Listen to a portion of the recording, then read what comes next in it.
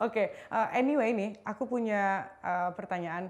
Hari ini tuh sedang beberapa belakangan terakhir ini kan memang ada sempat viral bahkan ya, adanya mural, terus juga adanya poster, tapi itu berujung dibully. Menurut Mas Rehan tuh gimana? Eh, itu adalah salah satu bentuk ekspresi untuk menyampaikan pendapat. Ekspresi ya. Ekspresi, mungkin kalangan eh, seniman itu lebih nyaman menyampaikan seperti itu. Eh, Bagi mereka itu hal yang biasa, tetapi kadang-kadang apakah mural itu mengganggu pandangan atau menyebabkan orang-orang sekitar terganggu, Ya, itu kan dampak yang harus difikirkan juga. atau itu Tapi bisa. selama itu nggak mengganggu dan pesannya tersampaikan, saya rasa itu tidak menjadi persoalan. Kalau menjadi provokasi? Semua hal yang kita lakukan itu bisa jadi provokasi. Ya, kalau provokasinya itu mengarahnya yang provokator yang nantinya menyebabkan Indonesia ini atau masyarakat yang lain membaca mural tersebut menjadi terprovokasi dengan adanya tulisan itu, apakah itu tetap bisa dijadikan kalau itu adalah salah satu cara orang berpendapat ya, itu kan dari seniman gitu. Apakah itu tetap menurut Mas Rehan? Kalau provokasi itu menurut saya suatu keniscayaan lah ya dalam kita Keniscayaan ya. berpendapat. Karena kita sendiri pun kadang-kadang tidak sadar apa yang kita ucapkan ini bisa memprovokasi orang. Iya. Bahkan ada juga yang kita ucapkan, sengaja kita ucapkan agar orang terprovokasi. Saya kira kalau itu memprovokasi, menyebabkan orang terprovokasi, itu kan bisa dikaji dan sejauh mana publik menangkap pesannya itu. Tapi berujung dibui bagaimana? Itu perlu kita dalami, apa yang menyebabkan dia dibully. Nah itu kenapa itu maksudnya itu kenapa berujung dibui ya? Padahal kan caranya aja yang berbeda gitu untuk menyampaikan itu. Makanya saya katakan tadi, apakah mural, apakah poster itu mengganggu ketertiban atau Iya, mengganggu pandangan, itu kan perlu ditindaklanjuti, perlu kita dalami informasi itu. iya, iya, iya, iya, iya. Jadi itu adalah bentuk ekspresi yang berbeda dari seniman gitu ya, kalau menurut Mas Rehan gitu ya. Oke, pertanyaan yang terakhir itu aku punya bagaimana kebebasan berekspresi dan berpendapat kalau itu memang dari proses demokrasi di Indonesia, namun masyarakat memang perlu bersikap kritis dalam menerima menyampaikan sebuah informasi. Jadi apa yang harus dibenahi dari sisi masyarakat dan juga pemerintah gitu ya, itu apa saja yang terkait kebebasan berekspresi menurut Mas Rehan? Kalau salah satu yang paling update tadi Undang-Undang ITE ya, karena itu banyak yang tersangkut di situ dan terpetik. Jadi Undang-Undang ITE menurut kami harus detail, unsur-unsur ketersinggungan, unsur-unsur pelanggarannya harus jelas, jangan dibikin bias atau pasal karet lah modelnya. Iya. Yang kedua, bagi aktivis, kita ini negara-negara hukum, jadi setiap tindak tanduk kita selalu diatur oleh hukum. Jadi kalau kita menyampaikan ekspresi, harapannya bisa dalam kaidah-kaidah norma hukum. Kemudian kita juga adalah orang yang berbudaya dan orang-orang yang memiliki banyak budaya ya di Indonesia ini, kita juga harus memperhatikan jangan sampai kita melanggar norma-norma yang telah diatur sedemikian rupa sebaik mungkin oleh leluhur kita. Kadang-kadang kita ekspresi lost control sehingga banyak ketersinggungan di situ, sehingga banyak salah menyampaikan juga misalnya. Jadi nanti orang juga menerima pesannya berbeda gitu ya. Berbeda. Tapi anyway dari semua jawabannya Mas Rehan hari ini tuh memang kelihatan gitu ya kalau Mas Rehan ini memang aktivis yang berintelektual tinggi, yang punya kapasitas gitu. Kepo aja nih, saya kepo. Jadi sejak kapan sih Mas Rehan itu mulai beraktivis? Saya lebih concern di HMI. HMI ya. Saya di HMI itu masuk di bulan Maret 2012. 2012 ya. Di UGM ya. Iya di UGM. Yang paling berkesan ada nggak apa gitu yang paling berkesan selama masuk di HMI atau beraktivis gitu? Untuk pribadi, Ya untuk pribadi. kalau untuk pribadi banyak sekali. Banyak Kalau ya. saya ceritakan Yang paling mungkin bisa berkesan berhari-hari. gitu, yang paling berkesan gitu. Pertama Menjadi ketua umum. itu salah satunya. Iya. Tapi bagi saya kesan itu adalah kesan pertama. Jadi Kesan kesan pertama, pertama ya. saya masuk ke HMI itu betul-betul saya di kader gitu. Oh, di kader ya. Makanya ada istilah intelektual itu karena betul-betul intelektualitas kita digenjot di situ. Sensitivitas kita terhadap persoalan-persoalan sosial itu diaktifasi di situ. Aktivasi di sana ya.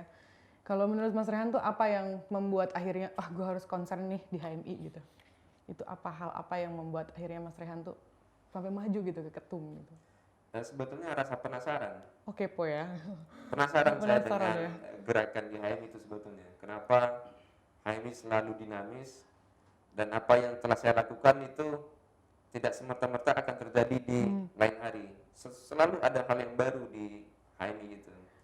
Makanya itu bikin penasaran, bikin tertarik menjalani aktivitas di HMI. Tapi enjoy kan ngejalaninnya?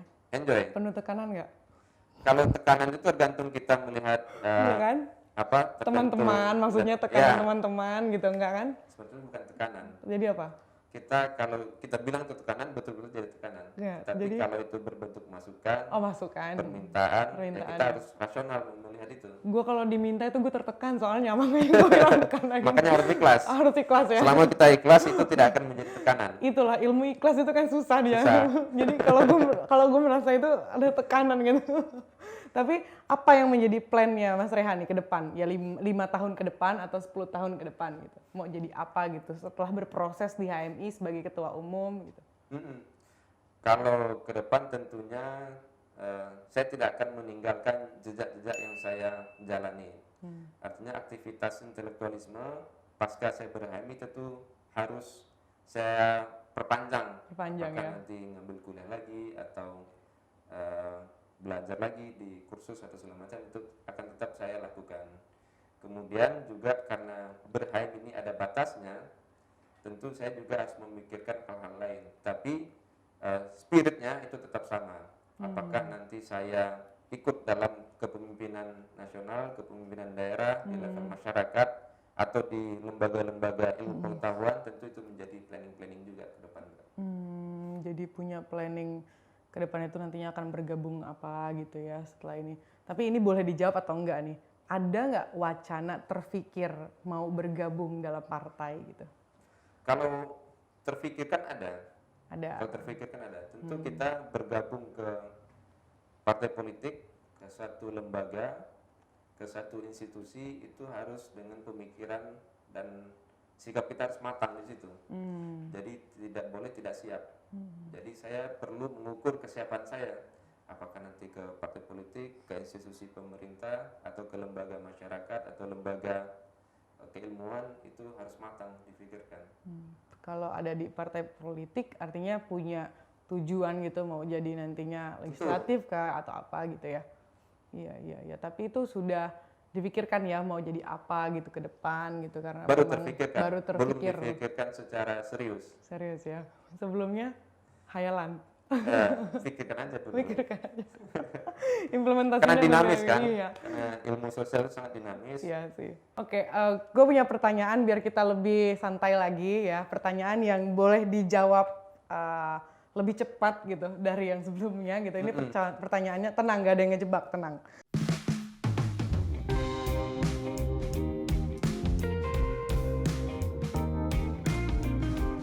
Ini pertanyaannya lebih ke pribadi. Kalau misalnya gue diandaikan, Mas Rehan mau diandaikan menjadi pribadi yang seperti apa? Humanis, Gue paling gak suka sama hal apa? hal yang ribet, Paling bangga dengan apa? prestasi itu. Ingin memimpin di salah satu organisasi, lebih nyaman di organisasi di Indonesia atau internasional. Sejauhnya di Indonesia, Orang suka Mas Rehan dari apa? kesetiaan, Dalam waktu dekat, Mas Rehan akan jadi apa? akan jadi pemimpin Harusnya Indonesia menjadi apa? negara yang maju, Indonesia maju kalau dipimpin siapa? orang yang baik dan berkapasitas. Masyarakat bakal sejahtera kalau DPR Kalau DPR dimaksimalkan tugas dan fungsinya. Oke, thank you ya sebelumnya. Jadi Mas Rehan, dari perbincangan kita tadi, pokoknya Mas Rehan lebih banyak menyinggung bahwasanya demokrasi hari ini bukan mengalami krisis, tapi lebih mengalami ada indikator-indikator yang bahwasanya hari ini Indonesia seperti mengalami kemunduran gitu ya. Tapi faktor-faktor tersebut masih bisa kita sebagai anak muda, artinya sebagai anak muda kita harus bisa melahirkan ide-ide yang inovatif gitu kan. Dan apalagi gerbongnya Mas Rehan ini seluruh Indonesia dari Sabang sampai Merauke, dan itu cabangnya banyak sekali, cabang-cabang komisariat, dan tentunya itu bisa kolaborasi untuk bisa bagaimana anak muda memberikan contoh yang baik dan tentunya berkontribusi untuk Indonesia. Oke, Sobat Plus 62, Selanjutnya nanti kita akan bicara lagi dengan topik yang berbeda, tentunya masih dengan seputar adanya perkembangan di Indonesia yang paling terkini. Jangan kemana-mana, di like and subscribe. Thank you.